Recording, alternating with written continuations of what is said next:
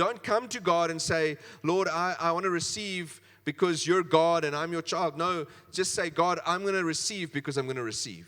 Because that's who you are. It's your character, your nature. And then he tells another story. If a son asks for bread from any father among you, will he give him a stone?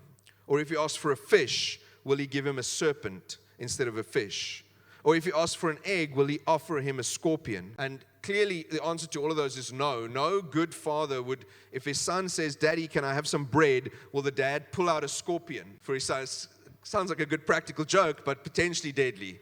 And not advisable, unless it's one of those harmless scorpions. I still don't advise it though. No, that's not what any earthly father won't respond to their child who's asking for food with a practical joke or with something that'll harm them. If a son asks for food, the father's going to give him food. And he says, if then, being evil, that's us, know how to give good gifts to your children, how much more will your heavenly Father give the Holy Spirit to those who ask him? And in Matthew's gospel, he just says, we'll give good gifts to those who ask him.